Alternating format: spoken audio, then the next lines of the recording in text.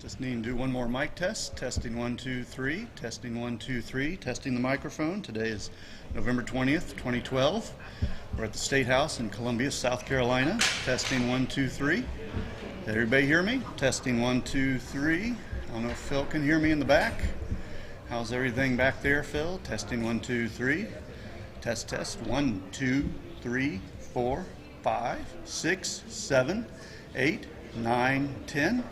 11, 12, 13, and we're good back there. All right.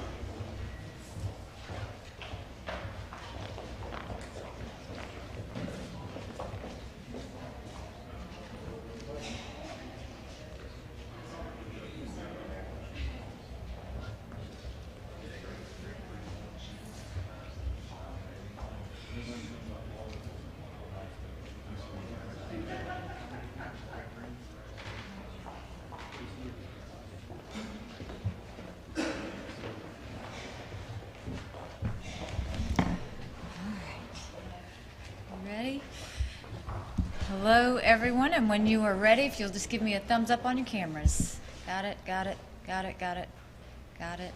Waiting on you. Got it. Got it, got it, got it, got it, got it, got it. Good. Thank you very much. First of all, thank you for being here. I appreciate it. I do want to say before we start this, and I know you're all here to hear about the report, but I just got off the phone with the grandmother of Sergeant Bo Hicks, and I would ask that you remember him. He gave his life in Afghanistan.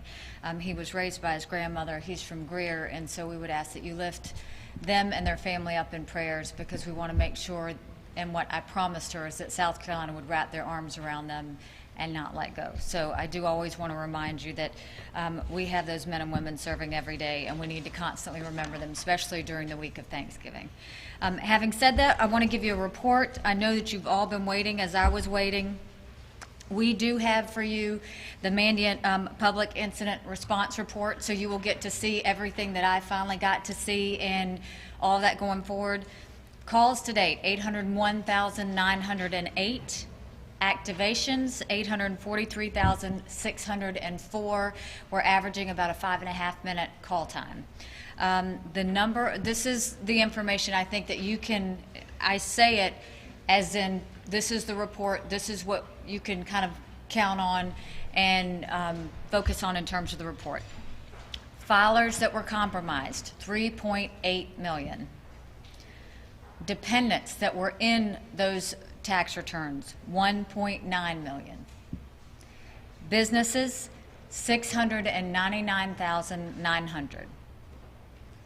Bank accounts, 3.3 million.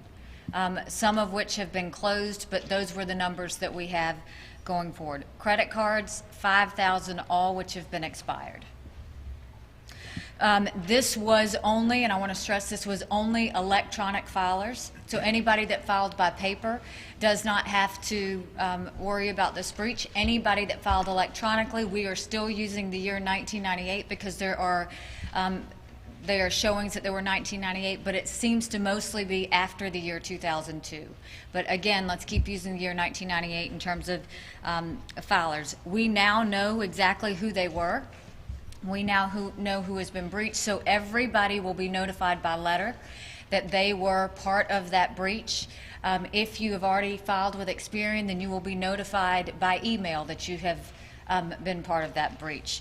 The family plan that you've heard us talk about on how to protect dependents, y'all will, they will start to receive letters and confirmations on that within the next 7 days. So in 7 days, we will make sure that we know exactly how we go about taking care of the minors and our kids as we go forward. And then the main question that I asked Mandy yesterday was, did we have a chance to do a better job? And we did. There were two vulnerabilities that we found. One was that we had that there was no dual verification to get into the system. The second one was that the encryption of the Social Security data wasn't there. And so I think when you combine the fact that we had 1970 equipment, combined with the fact that we were IRS compliant, was a cocktail for an attack. And the reason why I say that is because the IRS, which we were compliant with, does not believe that you have to encrypt Social Security numbers. And having said that, should we have done more? Yes, we should have done more than we did. We should have done above and beyond what we did, which is why we are going ahead and we are going to go ahead and encrypt all of those Social Security numbers. That has already started. But I have also sent a letter to the IRS and told them that we have to change these regulations because we have filers in South Carolina that file in other states, and they are not safe in other states as long as these numbers are not encrypted. I have copied all of the delegation and contacted the delegation in terms of this regulation. I am meeting with the delegation at the end of this month, in which I will discuss with them on that. And basically what we have to do is update the IRS in terms of those standards and request that. I have also accepted Jim Etter's resignation. He will be staying until December 31st to help with the transition as we go forward and to make sure that we continue to move forward with the equipment as well as the security transactions that we've taken in place. Bill Bloom will be the new acting DOR director. Y'all know him for his great work on the retirement system and also for his work on the PIBA board. He is someone that I have come to know and trust from various outlooks and aspects of things, and so I think he's going to do a great job in that. I want to let you know, too, I've been in talks this morning and will continue talks with Experian on how we can expand the protection of the citizens of the state and what else can be done. So I do expect to have more information for you on that next week, but I don't have that with you right now. The Inspector General is continuing to work on all of his work in terms of every agency and what's being done, and then DCIT as well is going in every agency and is working to do what they have to make sure that we have the equipment in place and to make sure that the 24/7 monitoring is in place as we go forward. So with that, I think that is all of the information I have for you, and now I'll answer any questions that you have. The numbers are actually higher than originally estimated, so do you have an idea as to why that is? You know, all I could tell you is we always told you we were 95% complete, and so now we have the full report, and so this is what the numbers were. And that was probably the most frustrating part, was waiting, but we've gone through the forensics aspect of it, and that is what the numbers are. Can you go over those numbers one more time? Yes, so the number of filers that were impacted was 3.8 million. The number of dependents within those filers was 1.9 million. The businesses were 699,900. The number of bank accounts was 3.3 million, some of which have been closed, but we're still looking at that. The number of credit cards, 5,000, all have been expired as of now, or all were expired up to 5,000 credit cards, all which are expired. And this affected only electronic filers only. So anybody that mailed in their tax return was not part of this breach. Anyone that electronically filed from the years of 1998 forward would need to watch for that letter and watch for that email to see if they were part of that list. One quick technical question. So you said encrypted data was stolen, but it's not been unlocked. Is that what I'm getting from this? Encrypted data was stolen. Yeah. There's You're talking about in reference to the credit cards? I guess so. Some of this was encrypted. It's talking about using an industry standard two-key method, encryption standard. They were gathered, but they can't be unlocked. Right, that's correct. Governor, we're getting notified by email, and we've heard that hackers use email phishing scams to get people, and that may be what happened in this case. If I get an email, how do I know it's legitimate and it's not some scam trying to get my information? We're going to make sure that not only is the letter going to be something that we can go and talk about, the email is also going to have a security system on it that you will know it's coming from Experian. We are going through all that. We're very aware of what happens when people try and contact you and say you are one of them. One of the things we're dealing with now is when we contact you, you will know it is us. And so understand we're going through that process to make sure that's not an issue. Thank you. Yes. Signed up for the Experian monitoring, even if they're not part of the breach, or they kicked off the program? No, you are still protected, and I will still tell you and say it to this day that I wish Michael and I had been monitored by Experian back when we were hacked. And I would highly tell you, this is what I want you to know, is could South Carolina have done a better job? Absolutely, or we would not be standing here. Where do we go from here? It is now a plan of cyber. We now have to go into cyber plan mode. This is a new era in time where you can't work with 1970 equipment. You can't go with compliance standards of the federal government because both are outdated. So what you have to do as governor is step forward, come up with your own plans for equipment, come up with your own standards for compliance, and do everything that you can to protect the people of your state. And that means going above and beyond what people tell you is okay. And that's been the biggest lesson of this is during this time, cyber attacks are going to happen. The one thing they have continued to tell me over and over again is no one will ever again be 100% safe, no matter how much we do. But what we can do is make sure we put so many layers in this process that it is awfully hard to get into. And this is not only a message for the people of the state to be to be aware of their bank accounts, their credit card accounts, and their tax data. This is for the country to understand that every state needs to be looking at this. And I will be talking with the delegation to make sure the IRS is aware, because now I want to know, are they encrypting in the IRS? Are those federal tax returns, are we dealing with that same situation?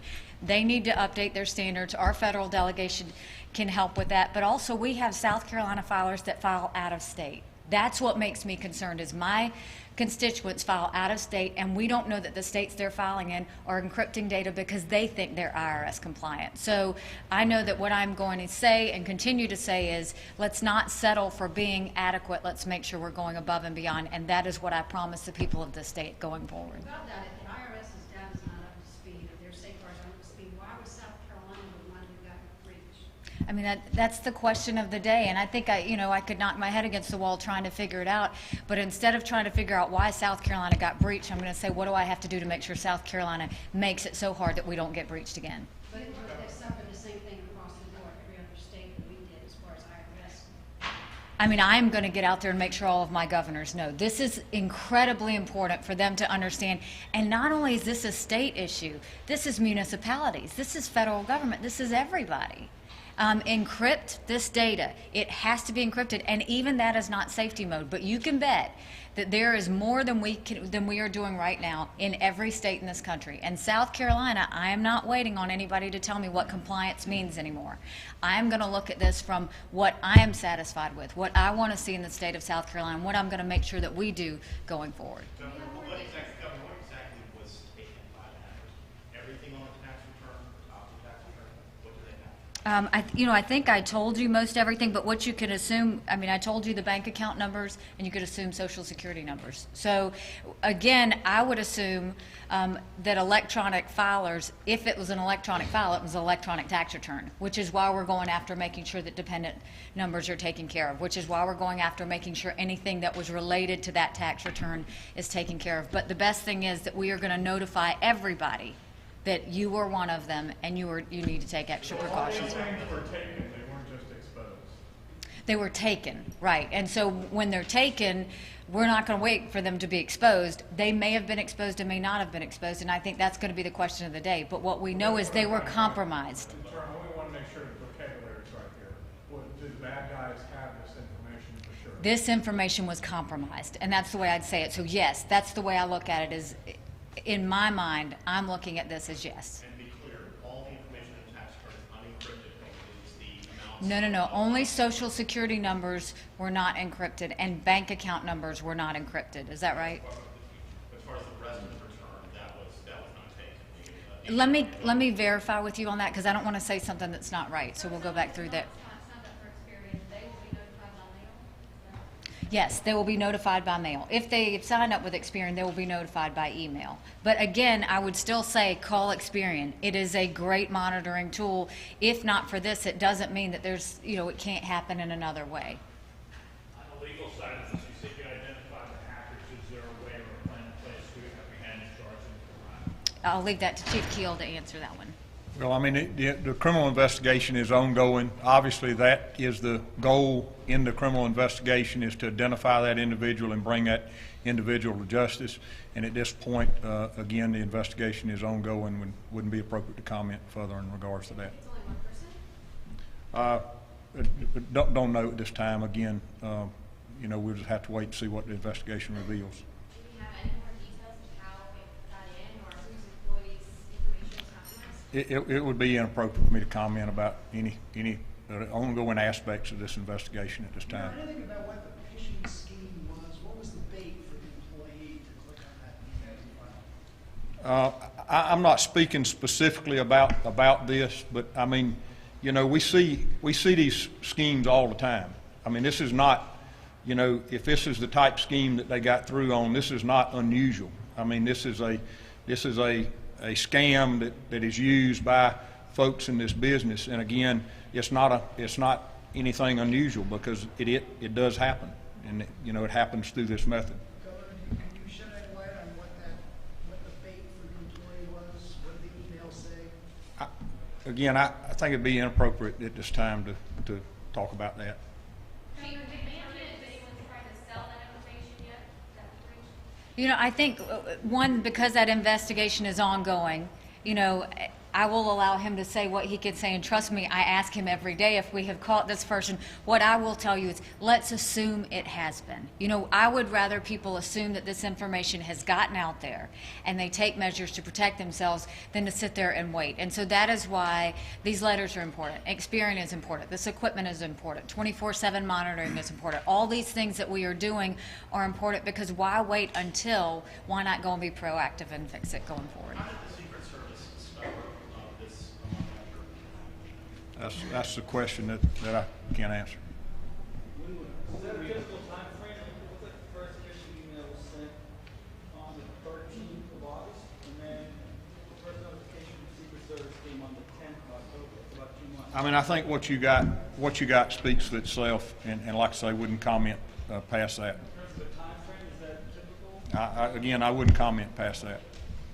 What you did get, though, Patch, is you'll see the day by day as we know it, what happened, how they opened up those forensics and what they saw. Revenue has said that 1.3 million of the 3.8 was out of state. Do you still think that's accurate? Everything in this report is what we know, and they have told me it's 100% complete, and everything I've told you is what I know. In terms of notifying those out-of-state folks, how will that happen? We will notify them as well. I mean, there's everybody that is going to be notified. We will obviously have a small number that we can't notify, and it's our job to go see what we can do to find them. But in terms of military personnel, we're working with the Department of Defense. In terms of anything we need to do, we will go above and beyond to make sure that the people who this happened to know of what has happened and also know how to protect themselves and what we're going to do to help them protect themselves.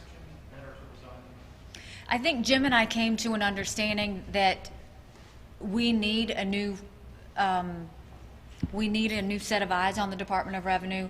One, first of all, I want to say that I have the utmost respect for Jim Etter and his wife, and they have given great service to the state of South Carolina.